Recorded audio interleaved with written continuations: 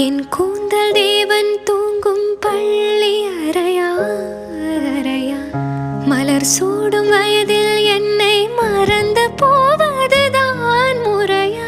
நினைக்காத நேரம் இல்லை காதல் ரதியே உன் பேரை சொன்னால் போதும் நின்று வழிவிடும் காதல் நதியே.